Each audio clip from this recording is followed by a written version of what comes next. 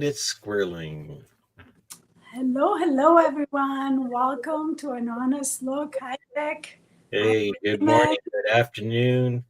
Hi, Fatí. Hi, Freeman. Hello, hi Fatih, hi Rick. Thanks for having me here today. Absolutely. We have a fabulous guest today, as you may have noticed. I want to introduce him to you properly.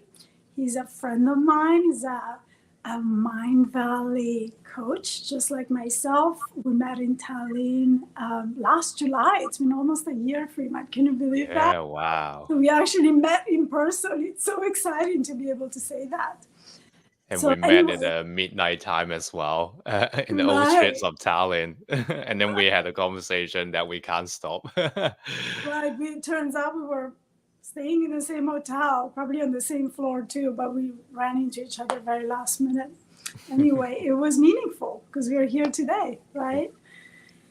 So Freeman Fung is an international author, speaker, and certified life coach who has advocated new global citizenship at TEDx, Mindvalley, World Tourism Forums, and more. His recently published book, Travel to Transform, hit seven number one Amazon bestsellers, including the category of globalization. In this book, he shares how we can all transform our life holistically from a state of surviving to a state of thriving as a conscious citizen of the world. So, with that said, I want to give the floor to you to just share with us a little bit before we get into the book and the concepts that you share in this book that clearly is doing really well. Congratulations, by the way, my friend. Thank you, So, Fatih. I would like you to just walk us through your journey of getting to write this book, right? Because it didn't just write itself. Just tell us a little bit what prompted you. What was your journey of transformation getting here? Yeah, absolutely. So today I'm a global citizen, and what that means is I truly believe in the power of diversity, and I truly believe it doesn't matter where we are born, what skin color we have, what financial background, educational level is. It doesn't really matter because we are all citizens of the world, one way or another. But I never born in this way, and I never had this mindset. It was a transformation, like you said. And I grew up I born and raised in Hong Kong, and I grew up there for 19 years of my life. And I was never the smartest kids in class. And I struggle in the educational system. I struggle in that competitive 24/7 nonstop finance-driven society. And I found there's no meaning in life. And I was taught to climb the ladder, to get the next job, the next promotion, and climbing a linear ladder. So I was quite feeling unfulfilled. And I was feeling just lost in this world because why am I here doing all this when I don't see the joy of it and I don't see the purpose behind it?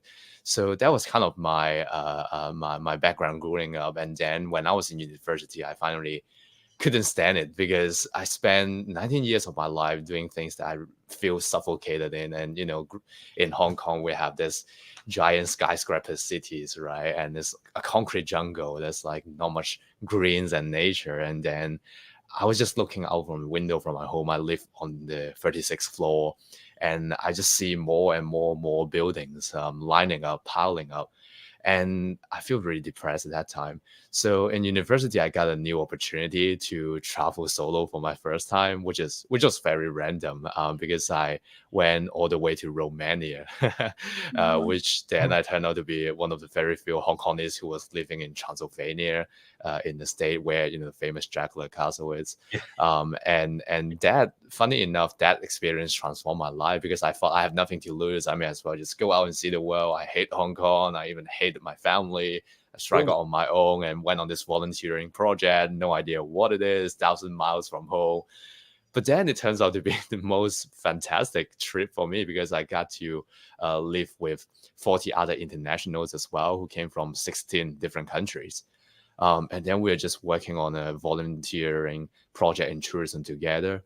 And then we have this big event called the Global Village, where all of us have a booth in the city center of Timisoara in Romania. And then what we did is we have this firsthand, authentic, honest exchange with each other and also with the local. And on that day, we eliminate so many stereotypes, and then I learned so much culturally, and also having cultural shocks as well. But I think that was the day where this seed of being a global citizen have planted in me, because I start finally see myself that I don't come to this world to be the same as others, but I come here actually to be the unique, authentic self who who has a unique purpose to serve this world, right? So that's it kind of planted in me at that time, where I start to see myself. I'm Freeman, but I'm also a Hong Kongese, but I'm also a global citizen. And I think that transcend and include identity helps me to stay on the path as a global citizen afterwards as well. Because after that experience, I travel, work, live, and backpack, visited all around the world, over 35 countries now, and still counting. And I'm now living in Sydney, Australia. So that have been a transformative experience for me. And that's why now I also recently published my book, Travel to Transform, as well, to share this message, because we already live in a globalized world and we don't have to use a local solution to solve our global problem. And for the listeners, when I say global problem, right, it doesn't only means the poverty, the global justice, the universal human right, but we can look at our personal problem at a world-centric level, right? And when I recognize, oh wow, I have been trying to use a local solution to solve all this global problem for myself, and that's why I feel stuck in life. That's why I feel depressed. I didn't see the purpose, because there's so much more opportunities in in this whole world when it's globalized, right? And that's why now I'm become so passionate. And also, I'm a transformational life coach like Fatí as well on Mindvalley, and helping more global citizens to be awakened and also to craft a joyful and purpose life together, because there are so much more opportunities out in this world where we can really tap into and then fulfill the deepest purpose of why we're here. So that's my transformational story in a nutshell. What I find interesting, anybody should go visit Freeman's website, because it's got beautiful pictures. It's inspiring in itself. I was just sharing with him before we started about how I sort of get lost in some of the articles and the photos and stuff like that. But what I find interesting, because when we talk as transformational coaches, we talk about an inside out journey, like an inside journey, right? And here you are using the globe as sort of a context for that inside journey. Is that accurate to say that? Yeah, absolutely. Absolutely. I think in my book, what I've written is, right, remember, there's this beautiful outside world where we can explore and find out new adventures, right? But at the same time, we have also this beautiful inner world where we can always go deep with our mind, body, and spirit, right? But these two worlds are not separate. These two worlds actually collide together so beautifully, where when they overlap, right, that is where I see the beautiful transformation comes in, where the ultimate fast track for personal growth is, right? That is where what I call the new global citizenship as well. It's not really there are new global citizens or old global citizens, no, but it's a new perspective, a new way to understand global citizenship. Because in the past, right, we always thought people who get to travel around the world, people who are fighting for global justice at the front end, people who are fighting for universal human rights, then we call them global citizens. But it's actually in the modern day concept, in the day-to-day context now, right? You and I are already a global citizens by simply being born into this world at this time, right? Right. So let's not forget this new global citizenship. When these two worlds collide together, that's where beautiful transformation comes in, and also how we can really raise our global consciousness together by being aware and conscious of this two space, right? Yeah. And I love how you're pointing towards the oneness of it all. Like, there is no real separation, like people, and it's not like your technique, like you're saying, like, it's not like I have to go out and find myself. in the sense, you know what I mean? Like some Yeah. people take it on as, oh, I need to travel to find myself, but it's not necessarily the travel. Well, we know it's not the travel that does it, but what you bring to your experience and the fresh newness of everything um, is on offer all the time, which is fantastic. Like it's just incredible. Yeah, I really love that you mentioned that, because that's where I was so compelled to send all these messages, especially writing this book, because in the outside world, right, we have all these Instagram influencers, we have all these travel influencers, quote unquote, right? And we have all these people showing you how amazing and luxury it could be when you go travel. And at the same time, right, we have also this big spiritual community, and they talk about personal growth. But at the same time, they are kind of closing themselves off from the world, right? Because I'm awakened, I'm enlightened, I'm good. Like, I do my own self work, right? But for me, right, as a new global citizen, that two world actually have no conflict at all. We can be spiritual, we can be enlightened, but at the same time doing the work in this world where we are making a global impact to Mhm. serve others, right? To serve more global citizens. And I truly believe this is what we need right now in this world, because we have been told, like you said, everything is separated. Spirituality is spirit separated, right? Educational is separated. Our culture is even separated. But like you said, we are one, right? That's when we are on the moon looking back to the earth, right? There's only one giant, beautiful earth floating in space, True. Yeah. right? There's no size to take. It's just a No. round planet. And we are literally one in a way that we are so connected. And I think also even the pandemic, right? What happened just now tell us how connected we are. Because one thing happened at one side of the world, it's going to spread across, right? May that be a virus, may that be a mindset, may that be a protest, may that be a movement, may that be, a product, whatever it is, right? We are living in such a globalized world. If we are being able to be conscious about what we are finding in this outside world, Hmm. and then mesh that in with our inside world, right? Then there is where again that consciousness comes in, because then we are not separating ourselves to live a different life in our mind, or maybe live a different life that is conditioned by the society. But now we are taking control back over with our consciousness, where what I love, right, with my deeper own selves of values, how I perceive myself with my self-awareness, I Hmm. can then emanate all my core values, my core work to the outside world as well. So we are always interacting. We're always interacting in a way that reaction and the response of how we are reacting to the world is actually a reflection of exactly our inner world, right? Like you said, it's an inside out revolution. Yeah. So when more people recognize this this awareness, adopting this awareness, then we are shifting the world and we are changing the world, because there's no big technology, right? There's no new invention in the world is going to solve all the human problem for us.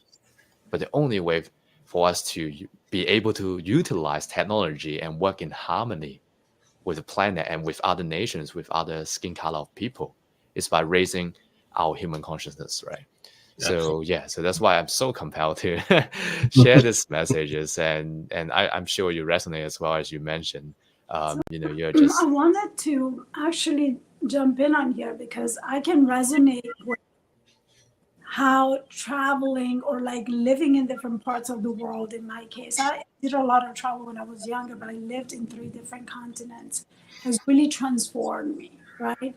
And I see that, when you say like being able to do that self-development through travel, it's very much this piece of being able to see a different perspective that other than yours, right? Being able to challenge that conditioning, what's normal, right? What you have just taken for normal and accepted it mm, and put it away, right? All of that, it gets really challenged when you travel and you get in touch with a different culture, right? And that's coaching 101, helping people see different perspectives, helping people get the awareness that what you take for truth It's your point of view. It's your own truth. It's the way you view the world. It's the lens through which you're looking in that moment. And that there is flexibility in that. There's flexibility in your truth. There's no such thing as absolute truths or right or wrong, really, even, right? And so when you're in touch with other cultures, when you see something different, not only it starts challenging everything that you took for truth until then, it also gets you curious to find out what more, right? What more is there? What else am I just taking for truth that can be questioned, right? So one of this, you could speak a little bit to that, because I think that piece of it is so important, right? In the ability, even in resolving conflict, right? It's our ability to be able to see the other side, to see the other point of view that's going to give us the best, most useful resolution, Yeah. right? So beautifully said. I'm so glad you mentioned that, because we are living in such a globalized world, but we are never taught how to navigate cultural gaps, right? And that's why it's also a big session in my book as well, travel to navigate cultural gaps. Because when we go outside the world and we start seeing all these differences, right? When we all start seeing, oh wow, what I have been taught may not necessarily true. And it's even funny using a personal example, back in Romania when I was 19, when I was 20, I turned 20 there.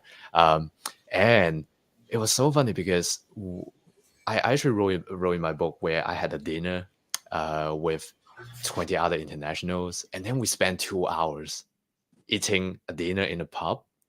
And that was mind blowing for me because I came in from Hong Kong. I never eat lunch or dinner in a setting that is over an hour. Like sometimes, family reunion is different, but what I usually do in my past is I grab and go, right? In Hong Kong, it's a fast paced culture, like people joke about we are the people who walk fastest on the streets. And that's what we do because we grab like our breakfast, we grab our lunch, we eat and walk. And then, to us, it's efficient, right? And that has been implanted in my head that I never thought about it until I had that I have that lunch with my friends in Romania, and we spent 2 hours together, and I felt so uncomfortable because I never spent that amount of time in a social setting. And as simple as that, right? Like eating and having dinner, having lunch, it sounds so simple, but it is exactly this kind of differences in the experience when you go travel. You got to experience what I have been believing may not necessarily be the only absolute truth. And like you said, truth could be relative. Right. And I think that was the first time when I finally start to understand it unfolds my paradigm in a way that it stretches me to the world of possibility that, okay, if I was wrong with this, what else I could be wrong? And guess what? The more I travel, the more I find myself, oh wow, yeah, I have been conditioned. Really, there's no, because when we try to help others, right? Like we were just having a conversation before with recording. You're talking about the coaching moment, right?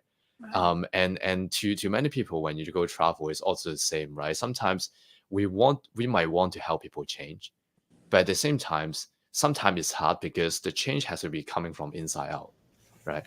And if there's no external factors at that moment can help this person to make that shift, to make that new paradigm shift, right? Maybe the travel experience itself is what he or she needs, right?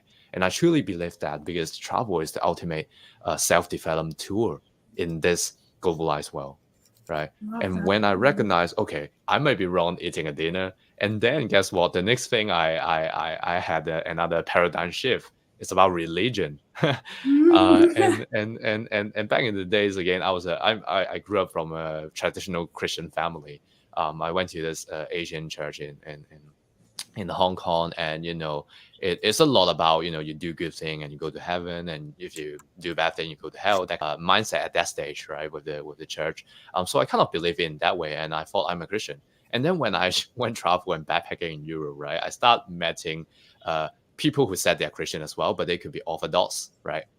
They could be even Mormons, and even like all this different type of Christianity I've never heard about when I was in Hong Kong, and I was like, wow, I thought people, if they believe in Jesus, then they belong to one category of Yeah. religion. Oh wow, so it's different. You're telling me it's different. So being able to backpack and make mistakes throughout my way, and I'm when I'm sharing my stories, right, like to all the listeners, I'm not saying we are saints, right, when we're traveling. In fact, when we travel, we made mistakes. And that's how we grow and learn. I Mm. made so many mistakes. I step in shit. I fuck up all the time, to be honest, right? To get to where I am today, it took me 10 years. But that's why I'm saying if you can become conscious right now with your outward journey and your inner journey, you don't have to take 10 years to make this transformation yourself. It is an acceleration. Yeah. I and I like how you pointed out that it's what we don't take for granted is the fact that we think stepping in shit is something wrong, Yeah. right? But when we take it as it's just part of the journey, right? It doesn't mean anything about you or the journey.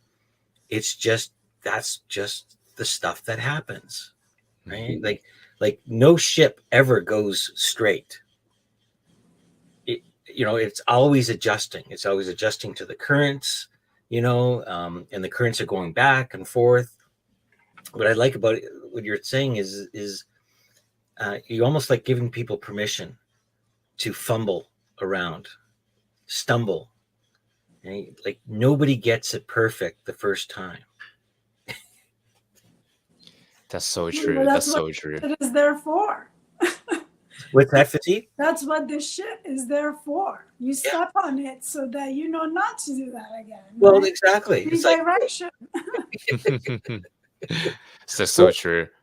and I read an article recently. It was some neuroscientists were discovering that it was about like 2/3 of our brain is literally empty, like these memory synapses or nodes or whatever they call them are empty, and we can stay within our own little sphere, right, our own little bubble. But the exploration happens when we fumble or stumble along new territory and have insights like you had, like you realized, oh, to be a Christian doesn't necessarily mean my version of being a Christian. That's cool. That's an insight. That's a realization. That's like oh, I never thought about it that way, right? And so those new experiences, trying new foods, trying new restaurants. I don't know how many people that keep going to the same place over and over again, ordering the same food over and over again. Why? Because it's safe. Yeah. Yeah. Easier. And It feels travel exactly brings us outside our comfort zone, right?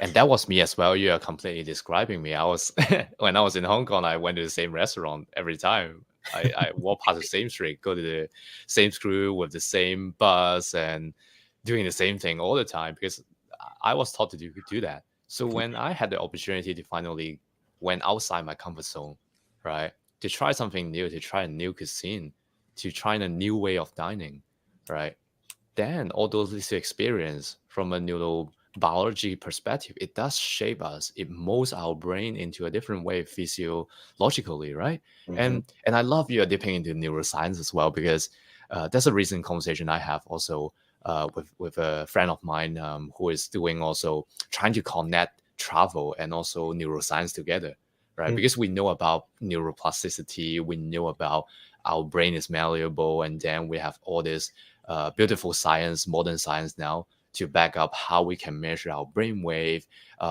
tapping into alternate states, and all this beautiful thing has been, I also share in my book as well. That was part of my travel journey, right? Because when we have to align that our outside world and the inner world, right? Understanding ourselves through self mastery, including understanding how our brain works, Mm-hmm. is such a critical part of it, right?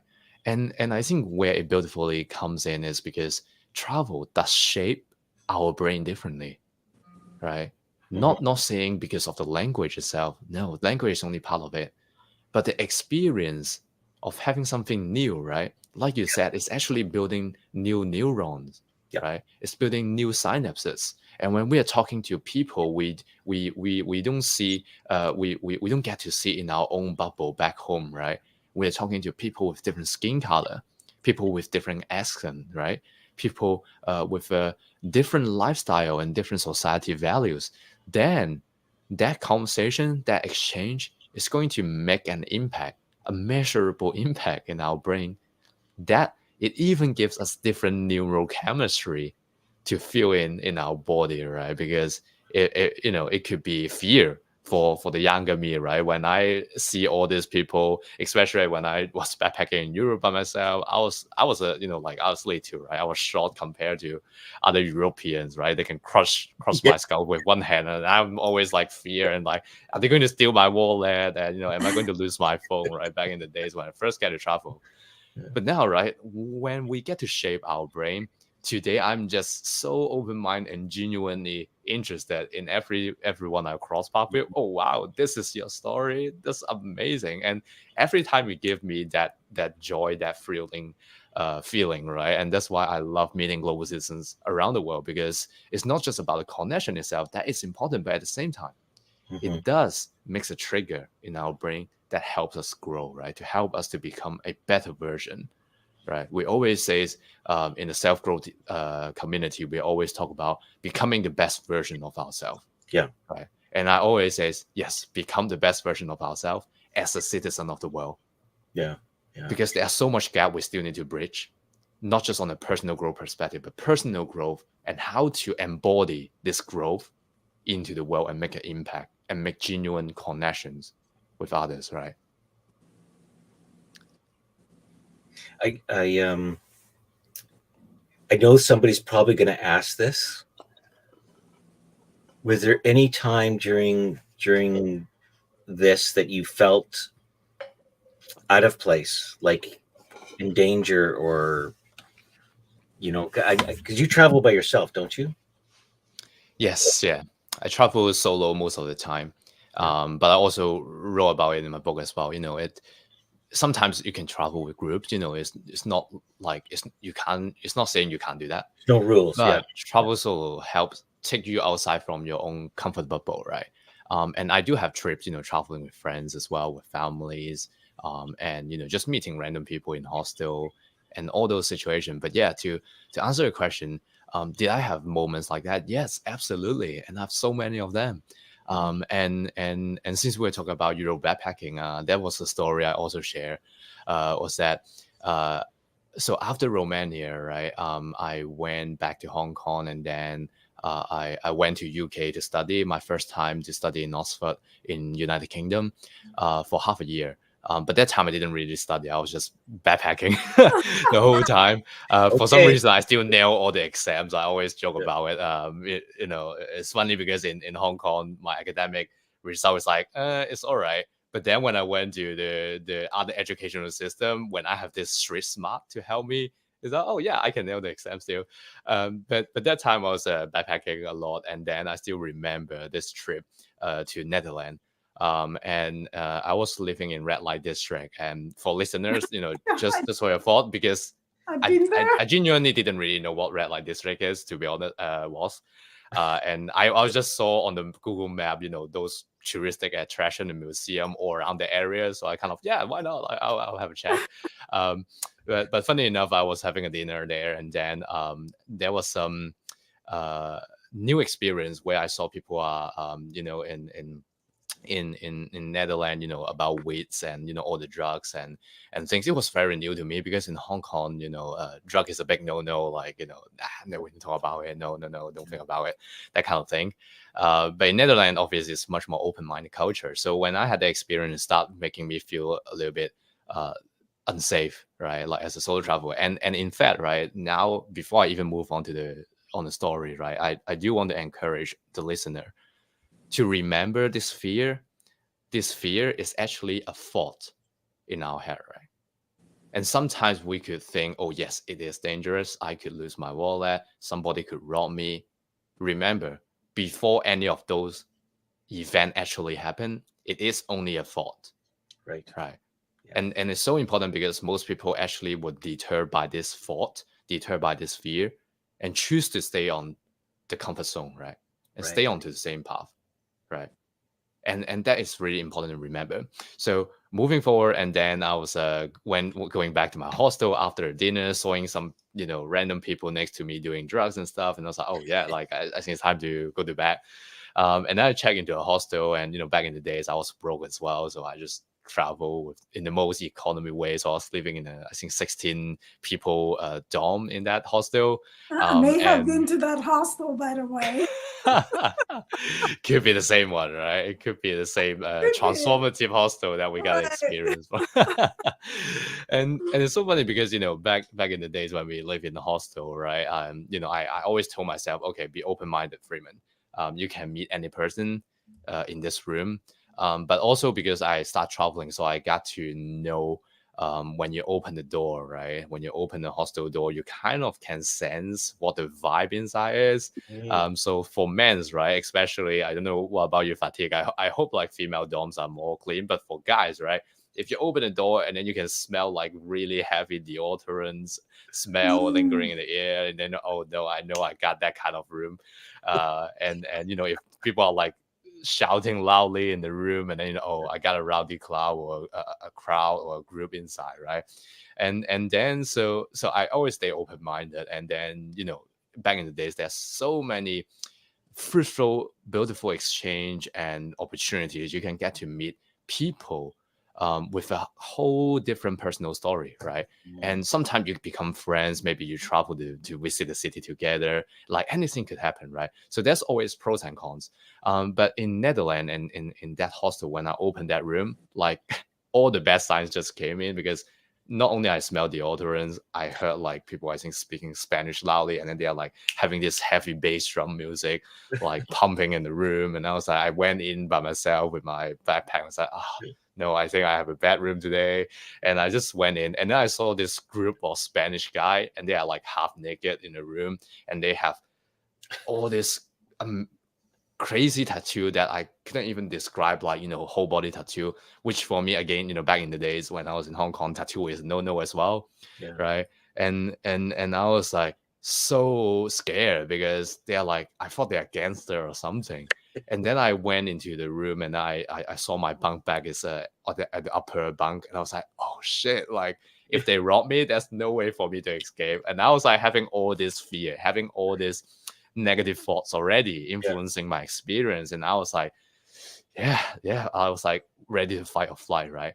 And I went to my bunk bag, and then just still holding onto my backpack, and don't know what they're talking about, because I think they're talking in Spanish, and then they are like, we kind of like nod our head to acknowledge, I'm staying in this bunk, and hello, that kind of thing. But then they start talking and looking at me while they're talking, right? And you can feel uncomfortable, like people speaking about you, but you don't know about it. And then I was like, shit, they're gonna rob me. They're gonna rob me. They're gonna rob me. And then in that experience, one of the guy finally talked to me, and he starts speaking here. Hola, like oh wow, I love your necklace. Because back in the day, right, I wear this necklace which is a cross. Because I was a Christian as well. Right. But other than being a Christian, I was also playing in a metal band back in Hong Kong. So I was kind of being in a rebellious there, right? Like, and in Hong Kong, like only bad person play heavy metal music and shouting and screaming, right? But I don't like that dichotomy. You see, like that's where I get to who I am today, because I don't like putting labels on it in that way, because I genuinely love metal music. And I could be a Christian as well, and I don't think it's anything related to Satan's. And you either be a good person to go to church, or you are a bad person shouting rock and roll. No, like we can believe that. So I told him the story about that, and how I embody it. So I have a Gothic kind of cross and necklace, and he was like, wow, that's so cool, I love your story. And then he told me, I know about stereotype as well. A lot of people stereotype me as well. And then he told me about his personal story, that he's actually a teacher, and he's doing so much growth work in Netherlands. Now he moved from Spain to there, and yes, he did went to jail, but now he is like completely transform, and he's doing all this work to serve the younger generation.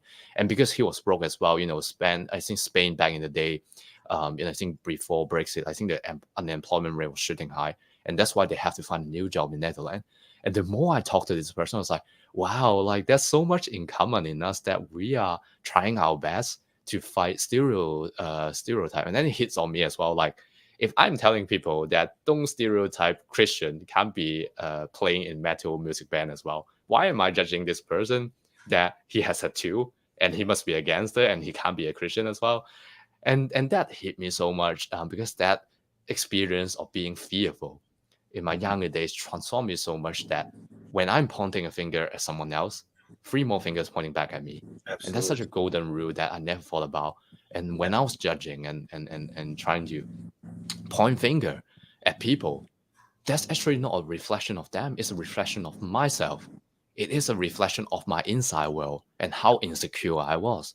Absolutely. And how many more fear and stereotype that could emerge in our thought that we actually had no control over at that point in time if we just add on it, right? Yeah. And that beautiful experience transformed my understanding.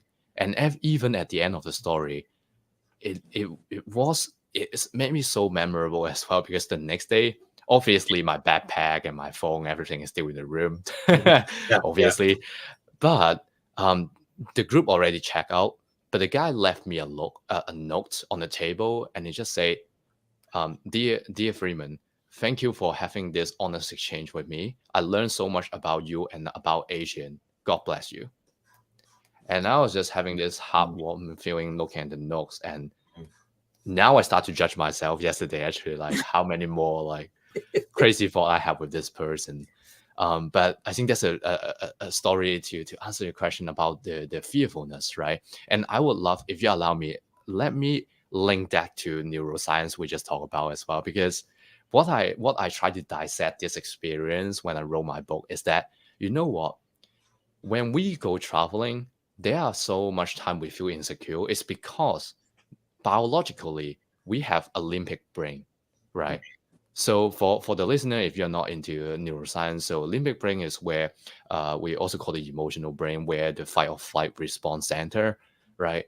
And the funny thing is, right, it is essential to have this limbic brain. It's so essential because back in the days when we are cavemen as human beings, right, when we are in the bush and then we hear something moving, then we have to be prepared. It might be a fight or flight, right? Either a saber-toothed tiger to chase us, right? Yeah. And in order to survive, we have to have that evolutionary mechanism, right? But now the funny thing is, we are living in the modern times, right? And the fear that surrounds us becomes the angry email coming from our boss, the message coming from our spouse, and the social media hate message from some random trolls or comment, right? Yeah. And all these signals become the new fear in our modern world, which again most people are not aware yet, right? And when it comes to traveling, it's even more fascinating, because when we are outside our comfort zone, our ego, our limbic brain, automatically kicks in and tells us that we are in danger. Yeah. But it's actually not, because when I met a Spanish person, when I met a person with tattoo that I haven't registered before in my mind, I don't necessarily have to make it equal to danger. And when I am conscious about making this shift, that would not become a danger anymore, but we are just an observer of the event itself. Yeah. And it sounds very simple, but imagine taking this level of awareness, not just when you are traveling or meeting a new person, but putting it into every single aspect of your life. May that be your health and well-being. May that be your emotional development. May that be your career development with your teams, with your organizational culture. If you are able to become aware of this fear, this limbic brain, is actually a old days human being mechanism that is still implanted in us biologically, then now we have the power to choose and make a different choice and to behave differently, right? Because rather than seeing all this person I have never met yet as enemy, I can see them as potential friends. I can see them as global citizens that is no different than me. Yeah. Right. And it's beautiful because it just shows how perfect we are, really, right? We are a machine, that runs perfectly. And I often, tell people about, our feelings are that gauge of how we are thinking in the moment, right? So if we feel fear, well, we're having fearful thoughts, right? And but my antidote, if you want to call it an antidote, is curiosity. Because what you described so beautifully is when you let go of the fear, you become curious. And it's sort of like, well, tell me more about these tattoos. Tell me about this necklace. Tell me more.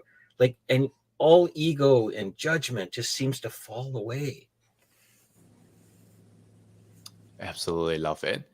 Curiosity is a big one, definitely. Yeah. Because when we are being able to be curious, we are then shifting ourselves from that fight to flight to creation, right? And guess what's going into our brains? New memories, fresh thinking. Yeah. Right? Yeah. Wow. Love it. I love how we're combining everything now, right? It is one. We're holistically looking at it. Yeah. Love it. Sorry, Fatí. It's all connected. I mean, it's transformation is about all of what we discussed, right? What's going on? What is it about it that's so transformational? I mean, just the fact that, like you referred to earlier on, Freeman. I mean, you are put in a completely new environment, right?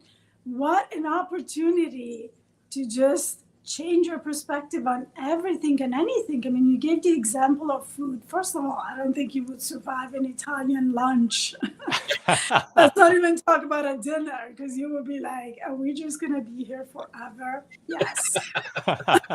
Right? So like little things like that, to the foods that you eat, to the weather, to how people like move around, right? Like, for instance, Amsterdam, everyone's on a bicycle, like the subway in New York. I remember I first came in New York, I was like, oh my God, it takes a whole other level of bandwidth to ride the subway. I mean, that is intense. It's not just the people, it's like the trains going and coming and there's weirdness going on. It's like it's happening. Okay, it's a whole world underground.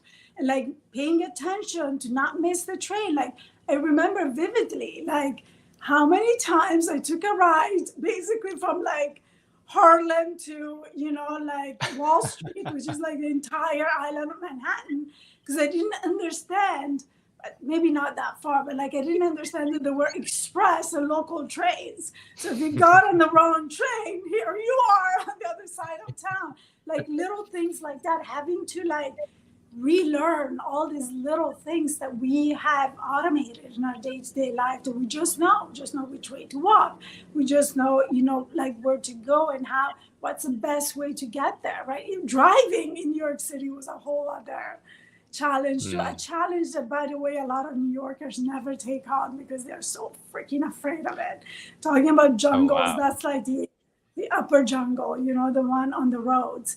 So yeah, like literally every single thing in your reality gets challenged when you're put in a completely new and different environment that is a different culture, different part of the world, different nature around you, even, different systems, different language. I mean, language was another big one for me, like the way that your mind stretches and gets challenged when you can no longer express yourself through through the language that you're fluent in.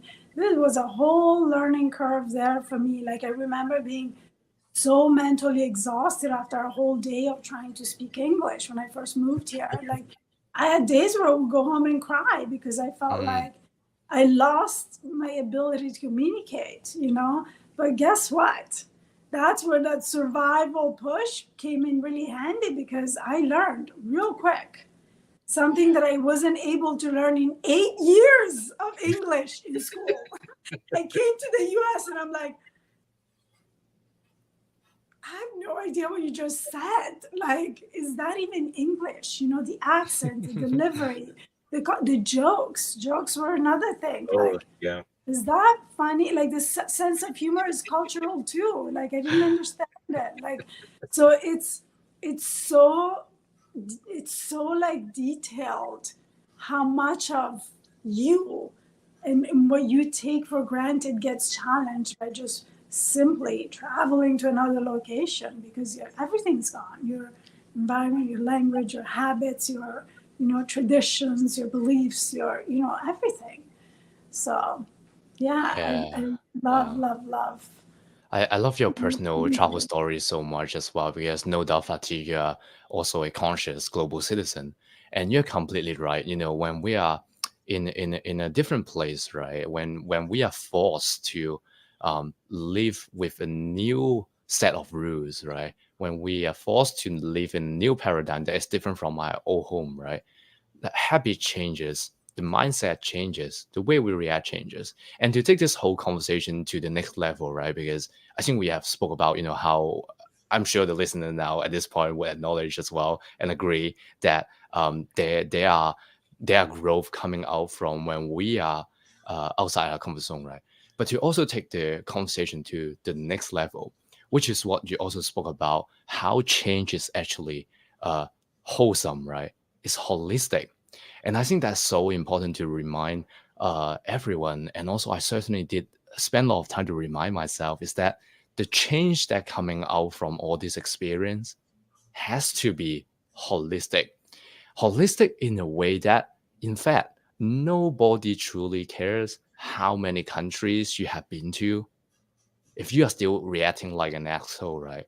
Mm, And nobody cares whether you are the expert of the global supply chain, international economy, the president of a country, mhm, right? You can be an expert in knowing all these things and understand about international relations. But from an ego perspective, we could still be an asshole, mhm, right?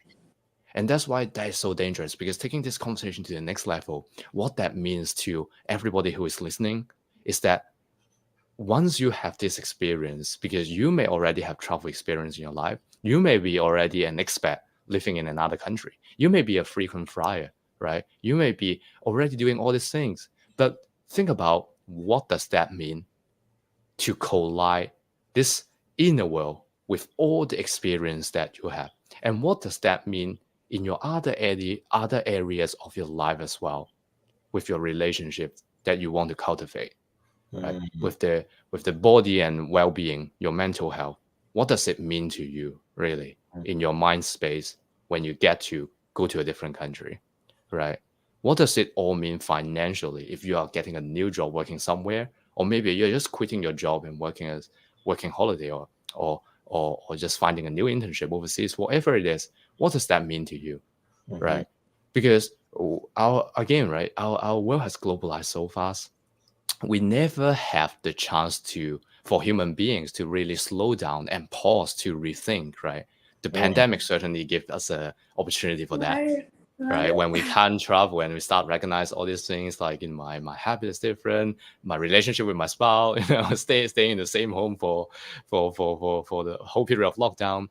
And that's why it's so powerful when we are able to use this experience and rethink it, right? To rethink it, what does it mean to be holistic when it comes to the change?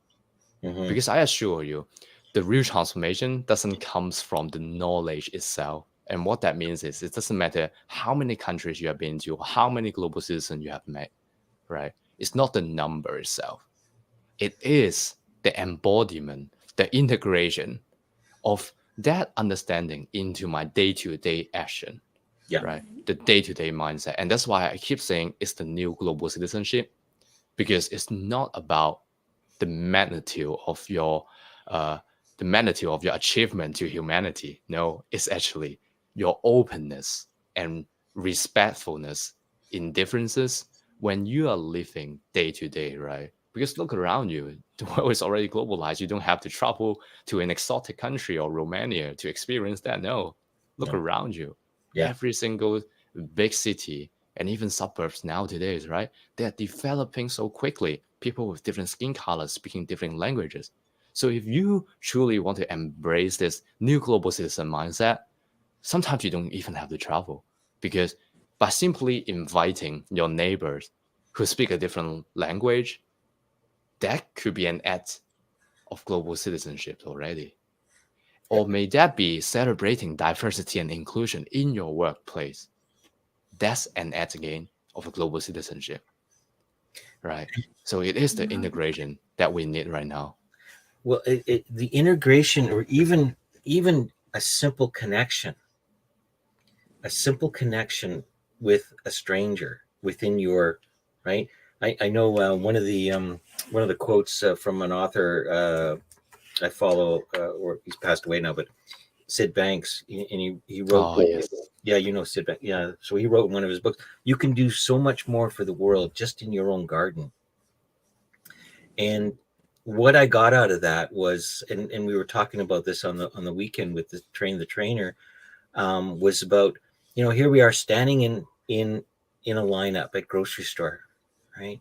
And we either are part of this world or we're not, right? So if we're part of the world, like you're pointing towards, right, then my neighbor is right behind me. It's sort of like, it's just a question of, hey, how's your day going, right? And that ripple effect, that throwing that stone in the ocean, we don't know where those waves will end up, right? And so being connected, right? We isolated ourselves so much, thinking that's what we need to do, be protective. But I think the more vulnerable we are, the more open we are to connecting with,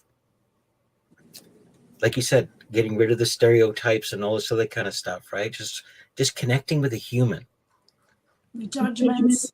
All the judgment. You're now soul to soul, right? Like the interaction you had in that hostel for me was so perfect, because when you got curious, and they got curious, it was just two humans talking. That's it, right? And it's such a beautiful expression. And you're absolutely right. You can do this right outside your back door. Exactly. And I love you quote Sid Ben as well, because I think that's what reminds us that metaphor too. The fact that we are an ocean. And what that means is individuals, yes, we are individual waves. Right. Yeah. But the waves are all part of the ocean. Yeah. It's never separate. Yeah. And in today's world, cultural conflicts, religious conflicts, politics, poverty, every human problem that yet to be solved right now are actually driven by human behavior, right? Yeah. And if we think about it, if that was actually driven by human behavior, driven by human beliefs, right? What we need to do is simply by changing our beliefs and by recognizing we are part of the ocean, right? That oneness, that connectedness, so beautifully said, the connection itself is the key. Because when we recognize there are more of us, right? That we are not segregated into our own life, into our own bills that we need to pay, our own families that we need to feed, right? And we think about it in a well-centric way, where we can expand our compassion and understanding into this world of global community. There's only one global village. Yeah. There's only one species. And if we can have this always at the back of our mind, I assure you, to all the listeners, it will transform you. It will transform you.